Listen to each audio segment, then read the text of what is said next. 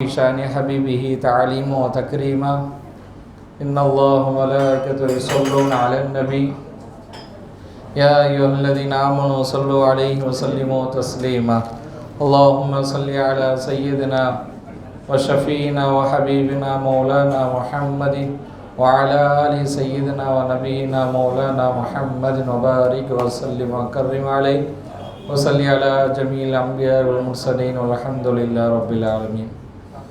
அல்ஹம்துலில்லாஹ்.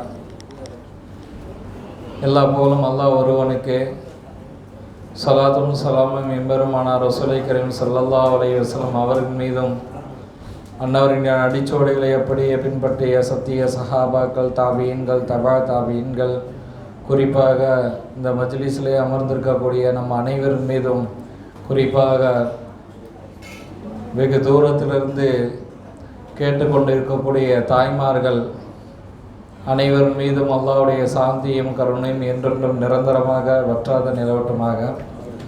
மாநில தலைவர் மேலே வர வரைக்கும் என்ன பேச சொல்லியிருக்கிறாங்க, இன்ஷா வந்துடுவாங்க. அல்லாஹ்வுடைய கிருபையில் ஒரு பெரு முயற்சி.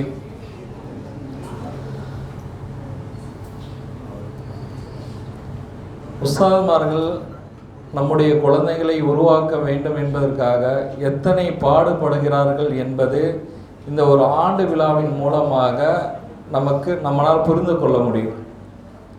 ஒரு வாரம் காலத்தில் குழந்தைங்க எப்படியெல்லாம் பேசுகிறாங்க, இந்த ஒரு வாரத்தில் எப்படியெல்லாம் டீச் பண்ணியிருக்காங்க நம்முடைய குழந்தைங்களுக்கு. அதுக்கு முந்தின வாரம்னா எக்ஸாம் நடந்துச்சு. இந்த ஒரு வாரத்தில் நம்முடைய பிள்ளைங்களை எப்படியெல்லாம் ரெடி பண்ணி ஸ்டேஜ் ஏற்றிருக்காங்க அப்படின்னா, தினந்தோறும் நம்மளை நம்பி வரக்கூடிய அந்த பிள்ளைகளுக்கு எவ்வளோ சிரமப்பட்டிருக்கிறாங்க.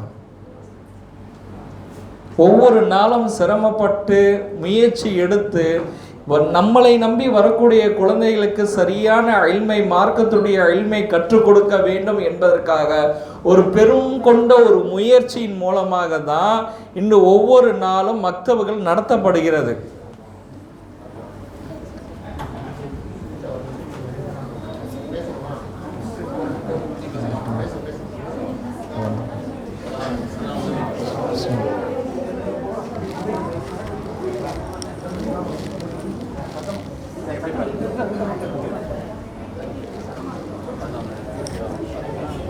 ஒரு மணி நேரம் ஒதுக்குறோம், அவ்வளோதான். அது ஒரு சடங்காக இல்லாமல் பள்ளிக்கூடங்களுக்கும் கல்வித்துறைக்கும் உலக கல்விக்கும் எந்த அளவுக்கு நம்ம முக்கியத்துவம் கொடுக்குறோமோ அதை விட இல்லை என்றாலும் அட்லீஸ்ட் அதுக்கு நிகராகையாவது நாம் அதுக்கு முக்கியத்துவம் கொடுக்க வேண்டும். ஏனென்று சொன்னால் வரக்கூடிய குழந்தைகள் இன்னைக்கு வராங்க அப்படின்னா ஏதோ குர்ஆனை மட்டும் சொல்லிக் கொடுக்கப்படுவதில்லை. இன்னைக்கு மக்தபுடைய நிலைமை என்னன்னா, மக்தபு இல்லைன்னா நம்முடைய குழந்தைகள் ஈமான்தாரியாக இருக்க மாட்டாங்க. எதற்கு நான் சொல்கிறேன்னா, நம்ம ஒவ்வொரு நாளும் நம்முடைய பிள்ளைகள் பள்ளிக்கூடத்துக்கு போகிறாங்க, ஸ்கூலுக்கு போகிறாங்க, காலேஜுக்கு போகிறாங்க.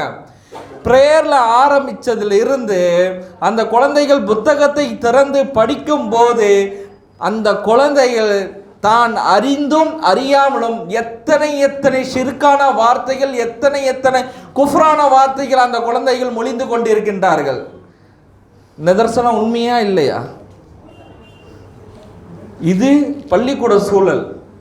வீட்டு சூழல், வீட்டுக்கு வந்த குழந்தைங்க டிவி ஓடும், நவுதுபில்லா அல்லாஹ் காப்பாற்றணும், டிவி ஓடும்.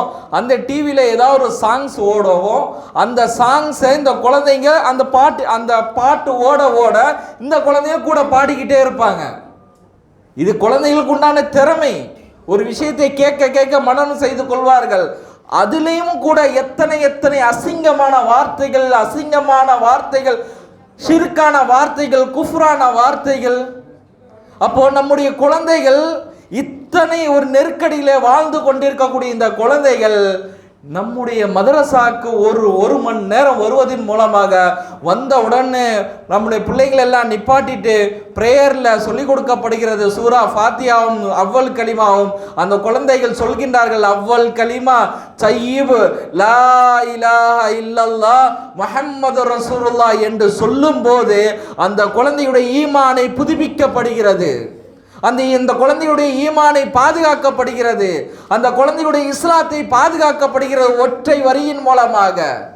இப்ப இந்த மாஹூல், இந்த சூழல் இந்த குழந்தைகளுக்கு இல்லை என்று சொன்னால், வெறுமன பள்ளிக்கூடத்திற்கும் காலேஜுக்கும் போயிட்டு வந்து அந்த வீட்டுடைய மாஹூல்ல வாழக்கூடிய குழந்தையுடைய நிலைமை வளர வளர இன்னைக்கு முர்த்ததாக மாறக்கூடிய சூழல் எதுவென்று சொன்னால், அந்த குழந்தைகள் இஸ்லாத்தை விட்டு வெளியேற செல்லக்கூடிய குழந்தையுடைய நிலைமை என்னன்னா, அவன் சரிவர மக்தபுக்கு அவன் வந்திருக்க மாட்டான். அந்த பேரண்ட்ஸுகள் மக்தபுக்கு ஒரு முக்கியத்துவம் கொடுத்திருக்க மாட்டாங்க. மக்தபுக்கு வந்ததுக்கு பின்னால், வீட்டுக்கு போனதுக்கு பின்னால நாம் கொஞ்சமாவது ஒரு அனலைஸ் பண்ணணும். அந்த குழந்தைகள் மக்தபுக்கு வந்ததுக்கு பின்னால என்ன படிக்கிறாங்க, என்ன சொல்லி கொடுத்தாங்க, உஸ்தாமார்கள் என்னென்ன டீச் பண்ணாங்க, நீங்க கொஞ்சம் சொல்லுங்கம்மா என்று சொல்லும்போது அந்த குழந்தைகளுக்கு ஒரு ஆர்வம் வரும். உஸ்தாமார்கள் ரொம்ப கேர்ஃபுல்லா இருப்பாங்க. நம்மளே இந்த குழந்தைங்க வீட்டுக்கு வந்ததுக்கு பின்னால் அவங்க பேரண்ட்ஸை கண்காணிக்கிறாங்க அப்படின்னு சொல்லி இன்னும் கொஞ்சம் ஆர்வமாக அவர்கள் சொல்லிக் கொடுக்க தயாராகுவார்கள். இல்லை என்று சொன்னால், பேரண்ட்ஸுடைய ஒத்துழைப்பு இல்லைன்னா மக்தபு சரியான முறையில் கொண்டு போக முடியாது.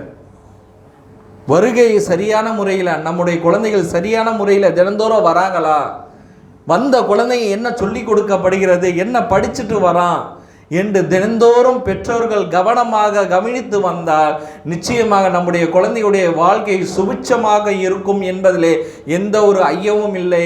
வாய்ப்புக்கு நன்றி கூறி விடைபெறுகிறேன். அஸ்ஸலாமு அலைக்கும் வரஹ்மத்துல்லாஹி வபரகாத்துஹு.